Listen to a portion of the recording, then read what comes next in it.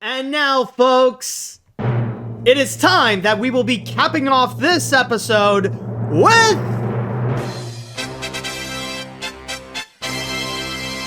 the grand finale. And for this finale, we have the biggest animation news of this week.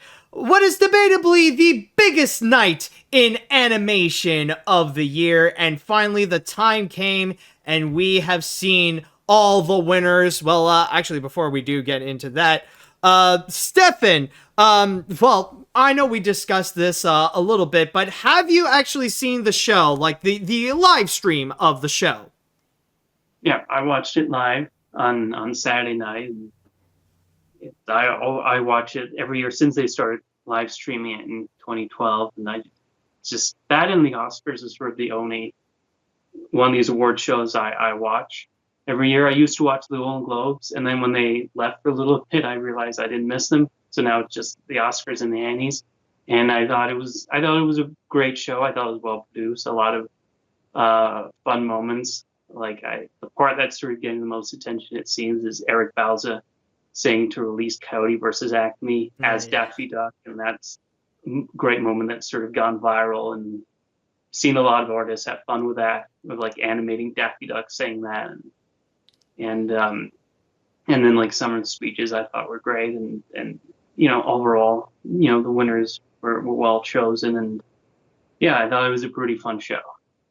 All right, very nice. Glad to hear it. Unfortunately, I didn't get to see it because, well, on Saturday I had like so much going on, and like by the time the show was on, I was just dead tired. Keep in mind, like I'm more in the East in North America, so like it started at 10, and I was like, I don't have the energy for it, sadly. So I did miss out on it, but hey, I mean, like, the live stream is on YouTube, like you could go and watch it there. But in this case here, let's go and discuss about what we've been talking about, the Annie Awards. Yes, the Annie Awards has happened during the weekend, and the big winner, surprisingly, at least for me, turned out to be none other than Spider-Man Across the Spider-Verse, in which it managed to sweep the Oscars, winning all 7 categories that it was nominated for.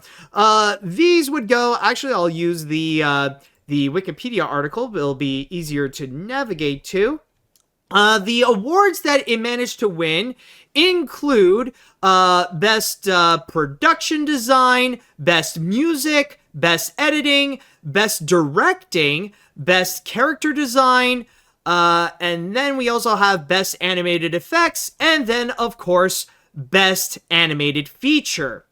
And on top of that, it is not the only one that managed to walk off with multiple Annies, because even Nimona and the Boy and the Heron managed to walk off with a couple for themselves, including Nimona winning Best Writing and also Best Voice Acting for Chloe Grace Moretz's performance as the title character. And also, you got The Boy and the Heron winning Best Storyboarding and Best Character Animation.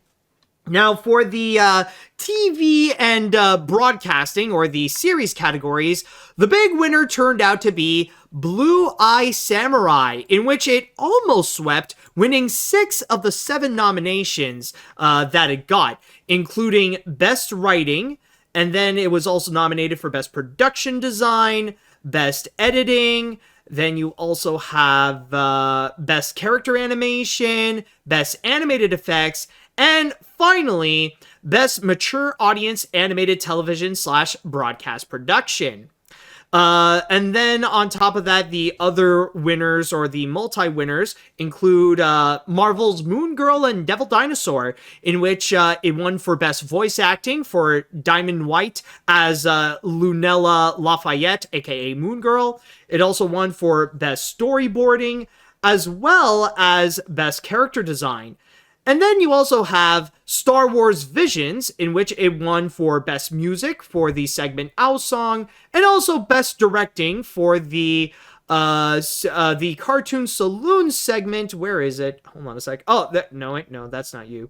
Wait, where the fridge is it? I suddenly got lost in my scrolling. Where the fridge are you? Where is best directing here? Hold on, did I suddenly miss best directing, or is it just me with fridge? Oh, okay, there it is. For Screecher's Reach, there we go. Sorry about that, folks. Yes, other winners worth mentioning here include Robot Dreams winning Best Independent Animated Feature. You also got the Tenacious D music video games winning Best Sponsored Production. You also have Hilda winning Best Animated Television Broadcast Production for Children, and you also got Kizazimoto Generation Fire winning Best Animated Limited Series. So, Stefan, I would like to know your thoughts on the winners here. What do you think about this year's Annie winners? Well, I can't comment too much on like television winners because like Hilda is the only one of those I've seen. But for the feature winners, like I mean, I love Spider-Verse, so I'm happy that won a bunch, and I love Nimona, and it was neat to see. Like I thought Chloe Grace Moretz was fantastic as Nimona, playing kind of the different aspects of that character. So I thought that was her winning voice acting was very well deserved, and Born the Heron, the few it got, I thought were also kind of well deserved. It wasn't, I mean, it did feel like Spider-Verse kind of swept through Annie's like attention. If there's a movie they really love, it kind of wins every category, almost every category. And I was sort of surprised like Boy and the Heron didn't win for like music, or like Elemental didn't like get something in there for like maybe the animation or like animated effects or things like that. But they seem to really take the Cross Spider-Verse like they did the first one, and so overall, I was pretty pleased with the winners overall. All right. Now, I will say that, honestly, I was pretty surprised that Spider-Verse turned out to be the winner. I thought it was going to be The Boy and the Heron that would turn out to be a big win. When I was doing my predictions with Paleo Steno, I made a guess that whatever Hayao Miyazaki would be nominated for, he would immediately get. Like, because he was nominated for several, like Best Writing, Best Directing, Best Storyboarding, and, well, technically Best Animated Feature. And I thought it would be, like, he would be secure for all that. But I guess I was wrong, and the only one that he got was for Best Storyboarding. But still, though, there are some that I am really happy to see actually get the win, especially Nimona, considering that was my favorite animated film of last year, and what I consider to be the best animated film from last year, especially winning both Best Writing, which honestly was a surprise for me. Okay, like, great, let's go. And also especially Best Voice Acting for Chloe Grace Moretz as Nimona themselves. So in that regard, honestly, I'm very happy with what it got. And the Boy and the Heron choices, I will say, it is surprising, but you know what? Okay, like, yeah, like, I could see how they did manage to get those wins, including Best Storyboarding and also Best Character Animation as well.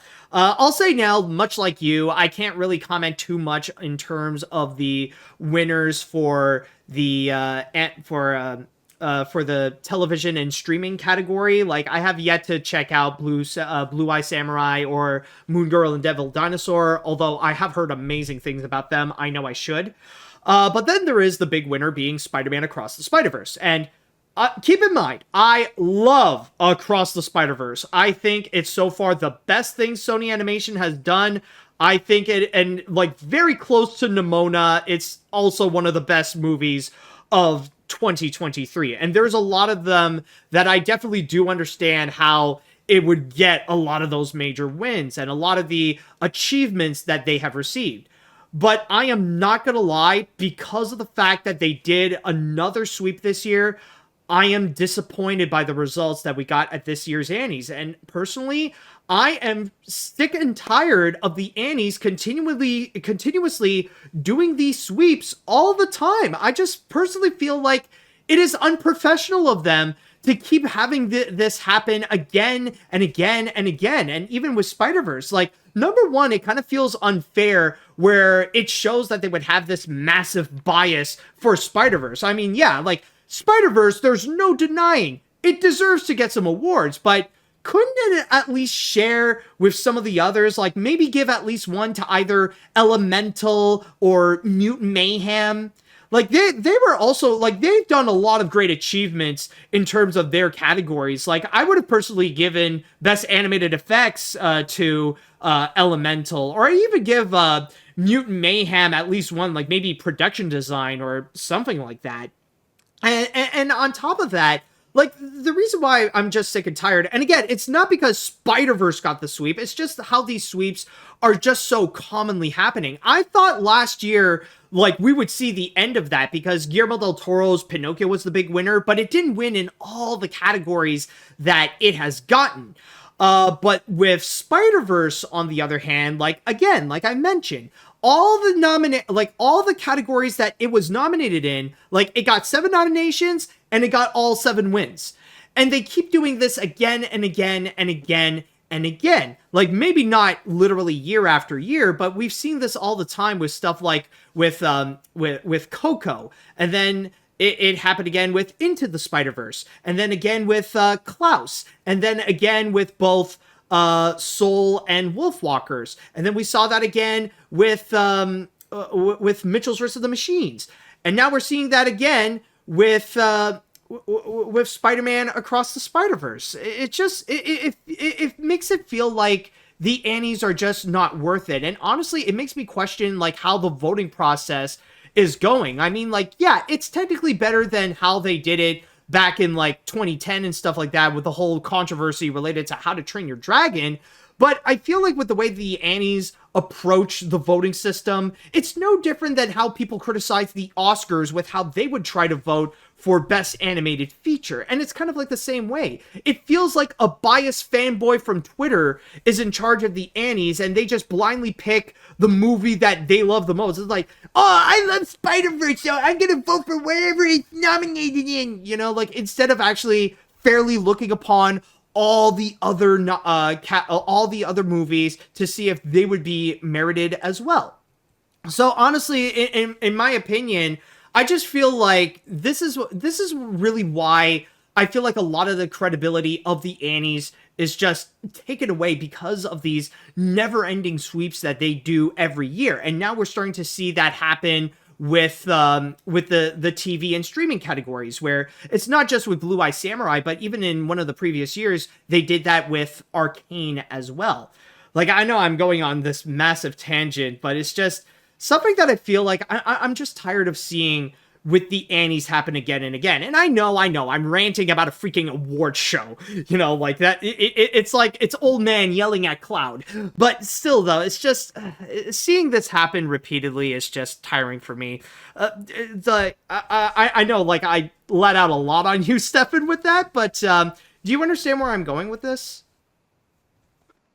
The Annies, I do find the Annies, like, when they really latch on to the movie, like, it seems like it goes ahead and, like, wins everything, and this is sort of something that goes back. If you look at sort of the history, like, you know, The Incredibles was one that kind of swept through everything, and like, I remember sort of seeing, it was like the Coco year, something, or the Inside year, where like it kind of won in every category, and was like, and thinking, you know, there's other movies nominated, guys. Like, I expected Nimona to get a few more things beyond the 2 it was up that it did win, like, it because Nimona is like a movie that does have a passionate fan base, especially team animation people, especially with like the production history of that movie and how it was kind of saved, and you think that would have gotten a few more things, and but it's sort of, but yeah, the Annies kind of exist, and it was sort of interesting that Spider-Verse, you know, kind of swept through the Annies, and then the same weekend, Boy and the Heron won the BAFTA. So like the BAFTAs went in their own kind of direction there with their pick for an animated film. And sort of it's kind of, and for the Oscar, it's sort of, you know, for Wild 2 Love, Spider-Verse is going to obviously take, but it feels like a pretty close race this year to the Oscar, at least like the awards that have been handed out so far. Yeah, in terms of the Oscars, like, now the chances are very 50-50. Because on one hand, Spider-Verse has been getting a lot of the critics' choices like especially in terms of like the regional areas. Like most of it would go to Spider Verse, maybe a little bit to Robot Dreams as well, but the main one is Spider Verse. But then you also got The Boy and the Heron, who's coming in with their own set of wins, not just in those same like regional spaces, but on top of that, even getting some of the bigger ones, like winning the Golden Globe for Best Animated Feature, and now winning the BAFTAs as well, which could lead to the possibility that maybe, just maybe, it could also get the Oscars. So it's really kind of the flip of a coin, and you don't actually know who would actually end up becoming the winner. But also, and speaking of which, just to get back into the conversation about the Annies, one thing that it is very interesting, and I've heard about this a whole lot, and even the chat wall has actually mentioned this, but it's especially the fact that even like now it seems like it's put into question the legitimacy within the animation industry, like with the people in animation, especially with the fact that despite the fact that Spider-Verse would get all those wins, none of the main people were not involved. Like none of the three directors were actually showed up, and not even Phil Lord and Chris Miller actually appeared at the Annies. Stefan, could you actually confirm that? Yeah, they weren't there. They were at the BAFTAs. They all chose. I would have thought they would have maybe divided and been like, okay, Chris and Kemp Powers, and you go to the Annies, and then like us three will go to the BAFTAs. But like they all went to the BAFTAs, and ironically didn't even win there. So they could have gone to the Annies and like accept the trophies there. But it's like when you have all these award shows going on now, and a lot of them happening at the same time, sometimes not even the same country in this case, like have to make decisions of like, okay, which one do I go to? And like Cartoon Brew, as it usually does, try to make a big stink about this, like how dare they snub the Annie, go to the BAFTAs. It's like, no, but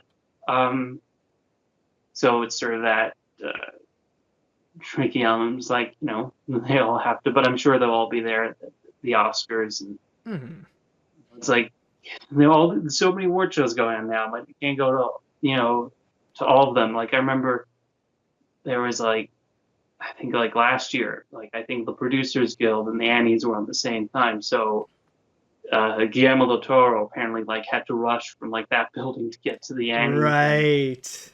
But like when you have to choose, okay, which one do I prioritize? So I don't think it was them just maliciously like, oh, it's the Annies, who cares? Like, no, I think we just like kind of had to prioritize one or the other. But it is still unfortunate that the Annies don't have that actual priority. And like I understand where you're going with it. Like trust me, I am not a fan of Cartoon Brew whatsoever, but it still highlights that even within the industry, that the Annies are not that big of a priority in the first place, and especially with the absence of the Spider-Verse people. I don't know. It feels like right now, like we've already talked about, there are issues within the Annies, and that even the people within are aware about those issues with the Annies. So, just to say overall, with my thoughts on the Annie Awards this year, I mean, congratulations to all the winners, of course, and I mean the winners are undeniably talented for sure, including the ones who have been nominated. It's just disappointing to see that the Annies are back to their bad habits of continuously sweeping like have just one movie sweep the awards just to go and please the fanboys or stuff like that. It's just overall, I personally find it to be a disappointing result. And this again, this is coming from someone who loves Across the Spider-Verse. Well, the thing that's sort of nice, I thought, this year, sort of the Annies, the winners, I thought they all gave like really great speeches that kind of highlighted like how much passion they have for the art form. Like when Blue Eye Samurai won, Michael Green, the creator, talked about how AI will never replicate what animation can do. And I was actually surprised there wasn't more AI talk, because it's been such a big kind of issue past few years, especially with like animators, and I thought his speech was great. And I thought the best speech of the night came from the writers of Demona, It like sort of highlighted, the LGBTQ kids who sort of really, that movie will most speak to, which I thought was really lovely. And they kind of paid tribute to Blue Sky Studios. And I thought that was, if you go to like the Annie Awards page and just, I mean, it's 3 hours, but like if you can find it, I thought it was a terrific speech from like the Nimona writers that really highlighted why that movie has sort of resonated so much and why it's so great.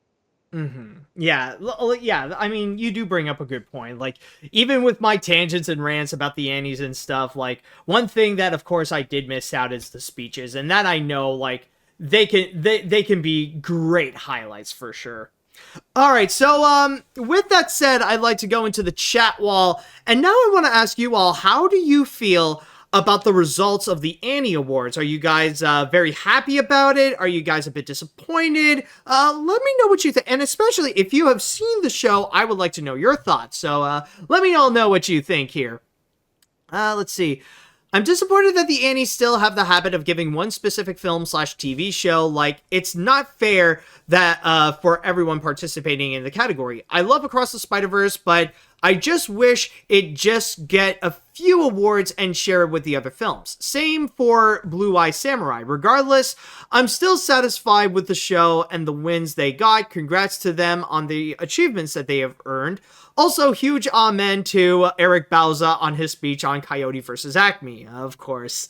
Yeah, and I mean, like, with Spider-Verse, like, I wouldn't mind if it would end up getting, like, 5 Annies, and then there are 2 categories that they lost to someone else, like I said, either Nimona or Elemental or Mutant Mayhem or The Boy and the Heron. Like, if they did that, I would have been perfectly fine. But the fact that it got all the wins from everything it got nominated from, that's the part where I feel like it's just a little too sus.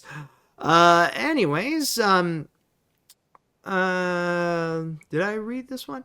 No, I haven't. I will admit, while I'm a bit, no, wait, did I? Okay, maybe I have. Or no, it's kind of similar, actually.